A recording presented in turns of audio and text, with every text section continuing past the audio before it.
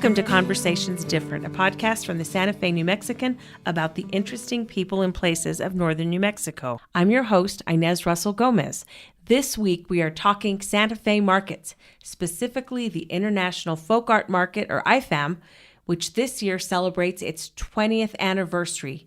That's 20 plus years of bringing the best folk art in the world to Santa Fe. With us is Stacey Edgar, Market Executive Director. Welcome, Stacey. Thanks, Inez.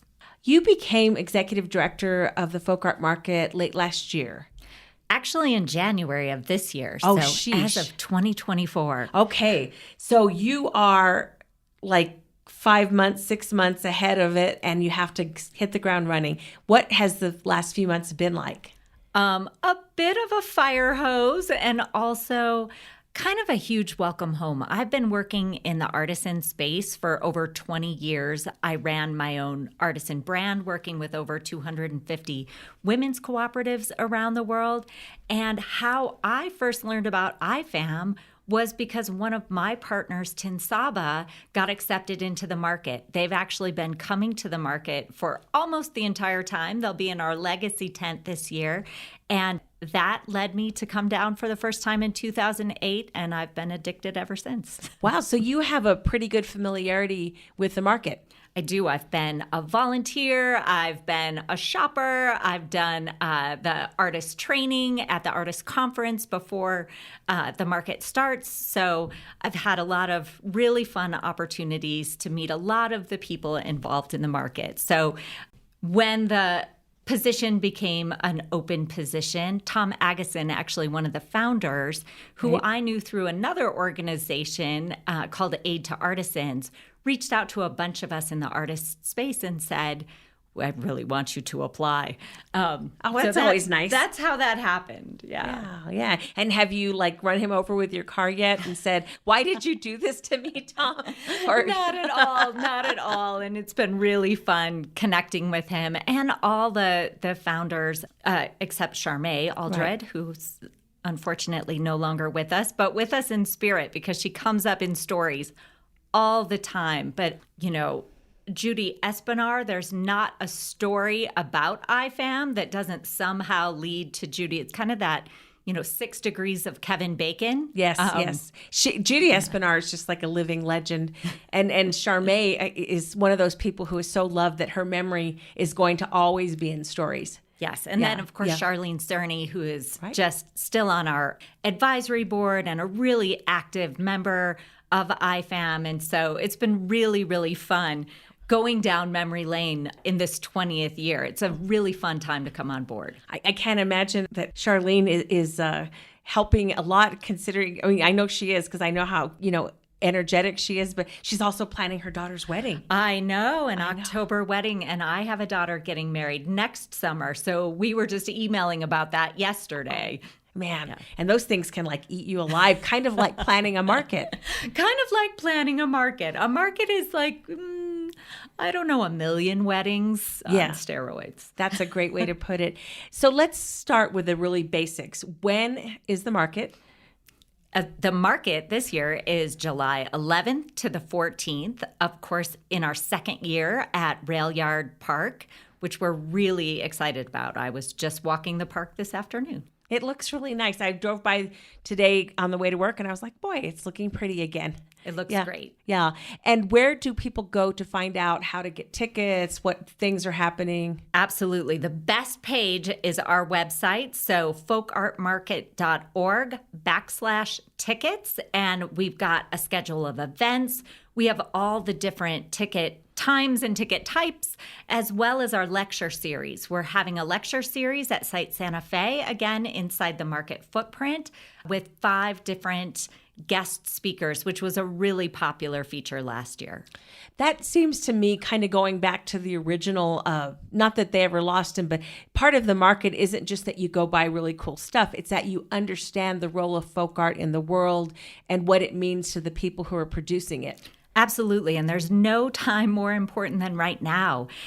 As we see the rise of AI, which is fun, and I play with those tools too, but people are questioning, what is authenticity in the world? How do we know, the true roots of our culture, our heritage? And so I think it's more than just beautiful things. It's connecting with people, understanding their challenges today, understanding where their art comes from, which is both heritage and their own creativity and innovation, and having conversations about that. So we're really excited to bring that feature back again this year. That'll be fun, and it'll also give people a place to go sit down where it's cooler. They love that. Yes, they do. Because one thing about the first year at the rail yard, one of the things about market that anyone who has gone knows is that it's always evolving, and people are always saying, well, we did that well, we didn't like this, we're going to change it.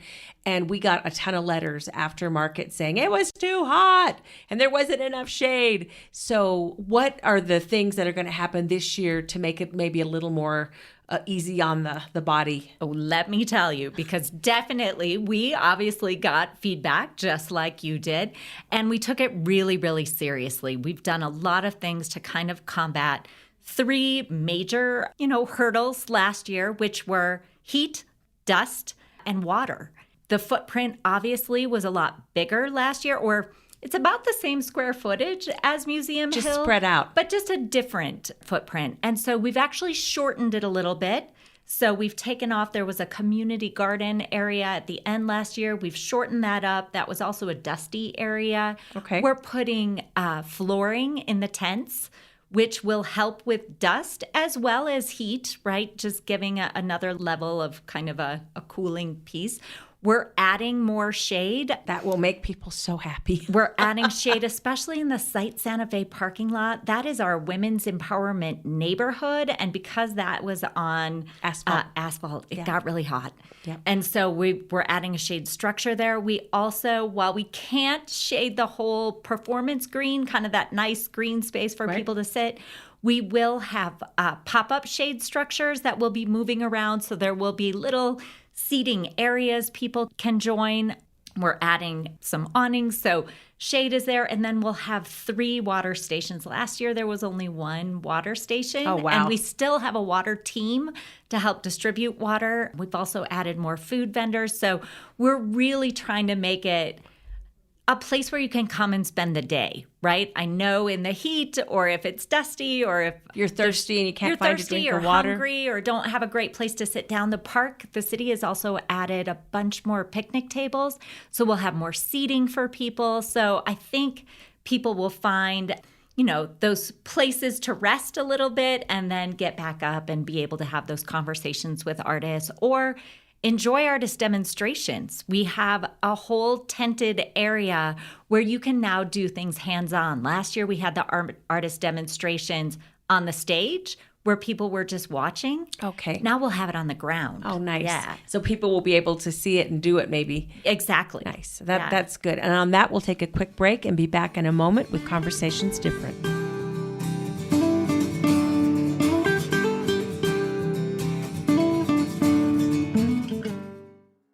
Thanks, Inez. This is Patrick Dorsey, publisher of the Santa Fe New Mexican. We hope you're enjoying this episode of Conversations Different with Inez Russell Gomez. Great local content is only possible with a talented staff dedicated to bringing you the best local content possible. For that staff to do its work, we need your support by subscribing to the Santa Fe New Mexican. If you're already a subscriber, thank you. And if not, there's never been a better time to subscribe. In addition to our home-delivered newspaper that comes with full digital access, we also provide digital-only subscriptions for SantaFeNewMexican.com. We'll also be releasing more online-only audio and video programming moving forward. The Santa Fe New Mexican has been here for nearly 175 years, and we want to continue being your source for local news and information. Visit us at SantaFeNewMexican.com/subscribe or call us at 505-986-3010. Thank you. It's a new day in New Mexico, and the doors to boundless opportunity are open as tens of thousands of New Mexicans reach higher to pursue a dream, broaden their horizons, and retrain for a better job. With the New Mexico Lottery and Opportunity Scholarships, you could build yourself a better future anywhere in the state. You put in the hard work, we'll help with the costs. For eligibility details, visit reachhighernm.com.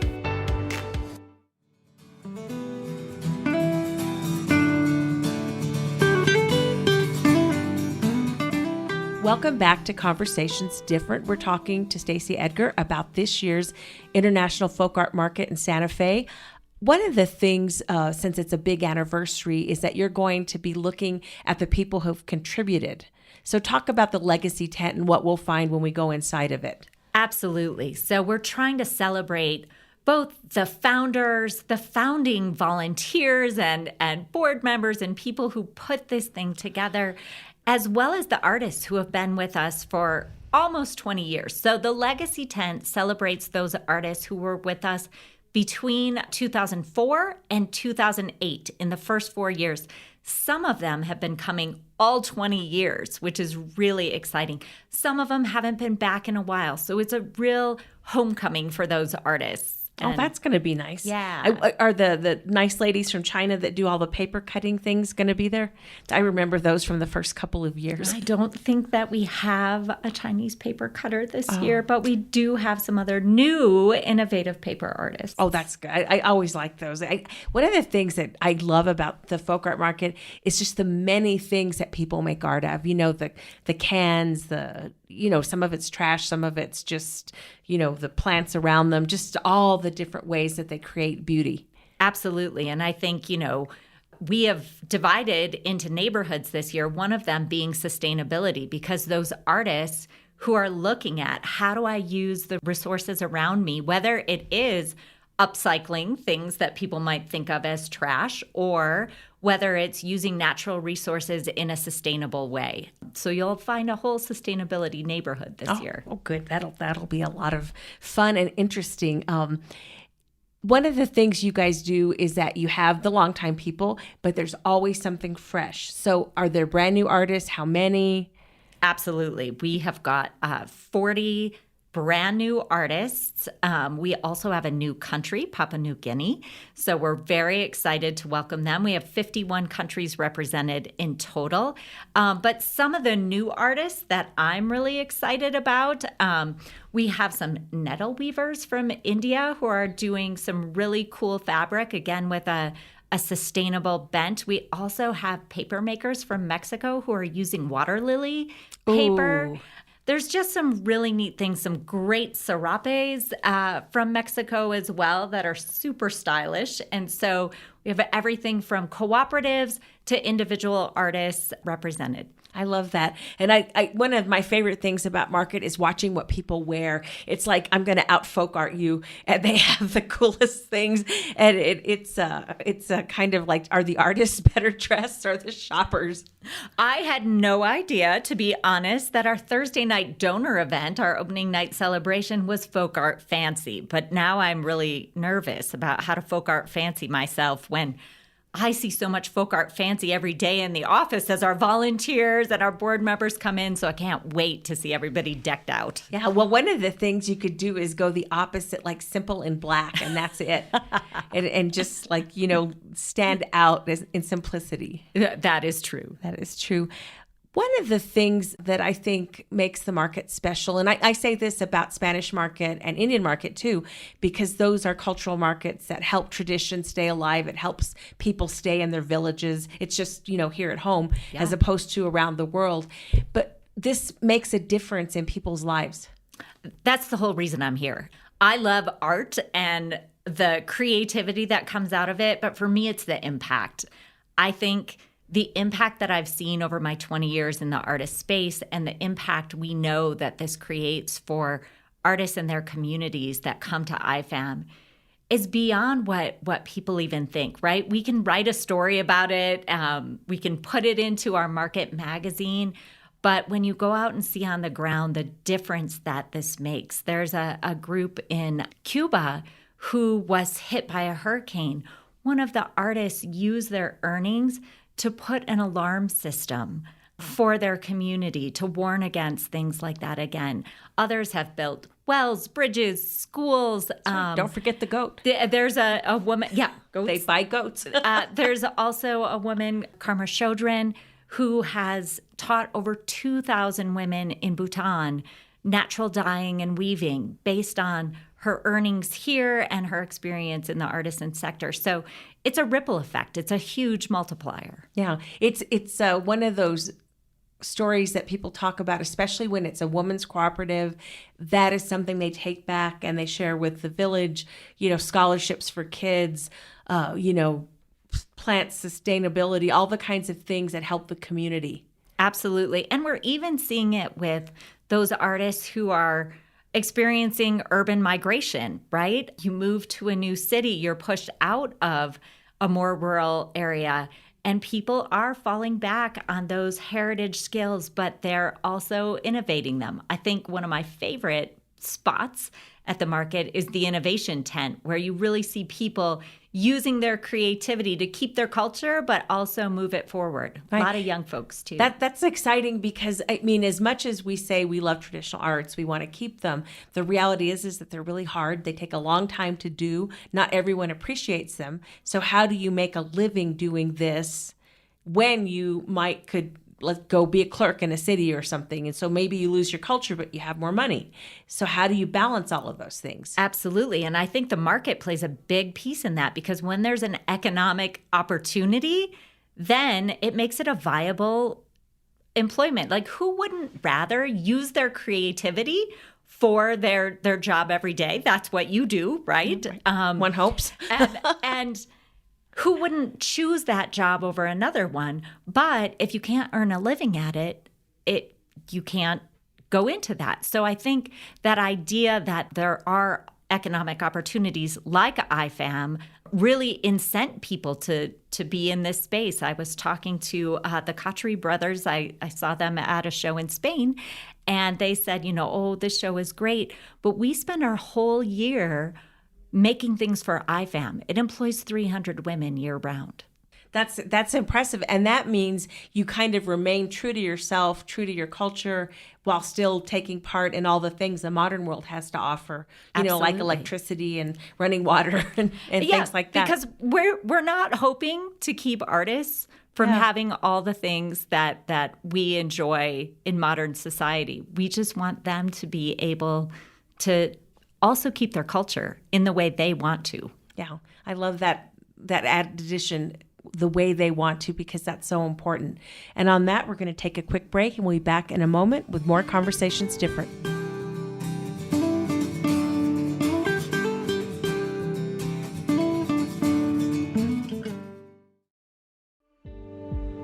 My name is Maria Jose Rodriguez Cadiz, and I am the Executive Director with Solace Sexual Assault Services. Our mission is to prevent sexual violence and empower survivors of sexual violence through restoring dignity, strength, and resiliency. For almost 51 years, Solace has reduced the impact of sexual violence. We do it by focusing on human rights, social justice, hope, and dignity. We believe survivors are experts in their own experiences and acknowledge that empowering them is crucial to their healing. Our advocacy, forensic interviewing, and therapy services are centered to their needs. Our sexual violence prevention programs in schools and community is just as important. Please check our website at findsolace.org. And if in need, you can call our 24/7 hotline, which is 800-721-7273. Your support is crucial to the lives of survivors. Thank you. Gracias.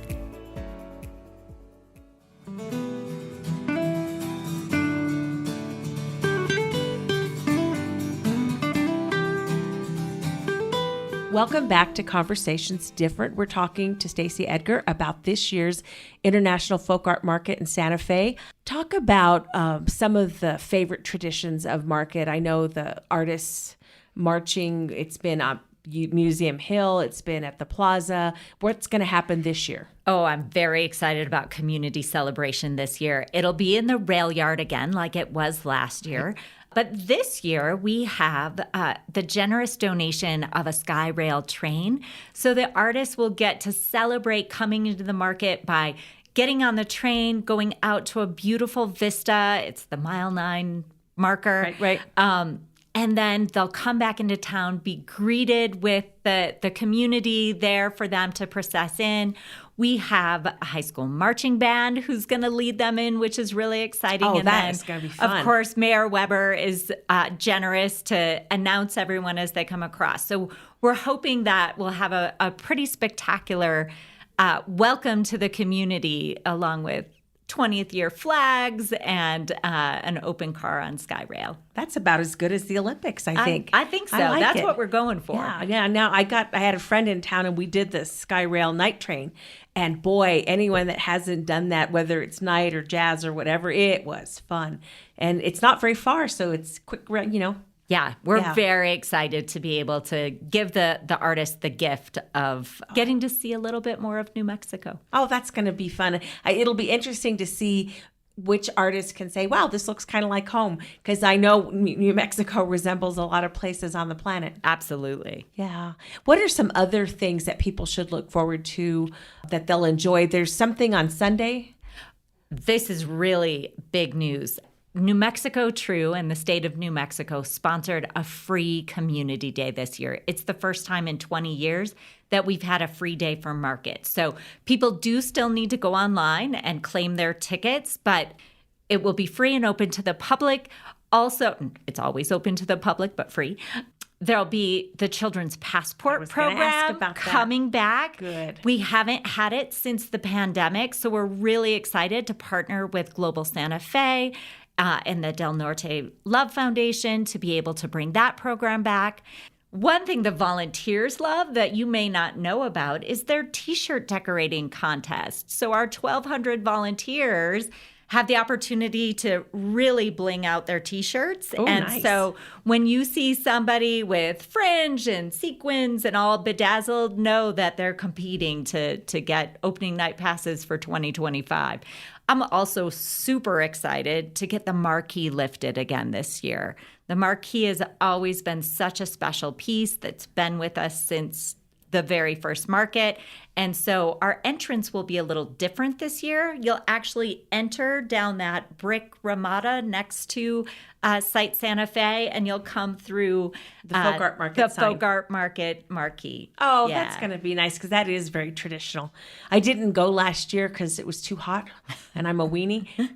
So I didn't know that it wasn't there because that is, you expect that. It was there. It was just lower. So Lower. we figured out a way at the rail yard to get it up there. And then our neighborhoods are really exciting to me. So women's empowerment neighborhood, the sustainability neighborhood, innovation, the legacy tent I told you about, revival. This is all artists who are basically trying to keep crafts from going extinct in their community. There might be a material or a technique, and they're reviving it. We think that's a really exciting space. And then rooted in place, really rooted in the heritage of where they're from. Oh, that'll be interesting because then you're going to get people who are doing things that you don't see anywhere else. I mean, it shows the uniqueness Absolutely. of this tradition. And one of the things that Market says to me is that it elevates what they do from a craft to an art form, and it respects it in a way that sometimes you don't get. Yeah, absolutely. I think, folk art is art. It's just art of the people for the people. And so I think it's really exciting to see things not in a trinkety kind of way, right, in a travel bazaar, which we all absolutely love, but really to see the skill and then the people behind each piece. Sometimes even when you travel, you're not really face-to-face with the artist. And here you get to learn from them about their process, about their creativity, and what makes their art so special. One of the things that always surprises me, but not really, I know that it's here, but there's so many people in Santa Fe who volunteer who know some obscure language that helps the artist speak to the shopper or the people who are visiting. Our interpreter team is incredible. Right now we do about 6 languages, and they help us. One thing that you don't see is that before market, we're online with the artists a lot, going through trainings and talking about shipping and packing and how you're going to do your booth. And our interpreter team is with us all along the way. So they are super vital. And Santa Fe is such a global city that we're super lucky to have all those interpreters. All those retired diplomats. They're phenomenal. And Peace Corps volunteers. It is amazing. It's something. Now, last year, there was a little concern from neighborhoods around the market because of parking. They didn't know what to expect. How has that all worked out over the year? Oh, gosh. I think the biggest concern last year was parking and the impact on the neighborhood. And we found that to be not an issue at all. In fact, so many compliments about the parking, people not having trouble finding it, and neighbors not having their streets clogged or anybody parking in front of their driveway. So we expect to have a very similar experience. This year, we have a lot of parking lots that we've bought out around the area. We will also have shuttles running from South Capitol, an ADA shuttle that will take you from South Capitol right to the entrance of the market. And so people shouldn't have any trouble with transportation. And we hope that the neighbors will just come and enjoy the market. That makes sense. And we spend the day having fun. Exactly. And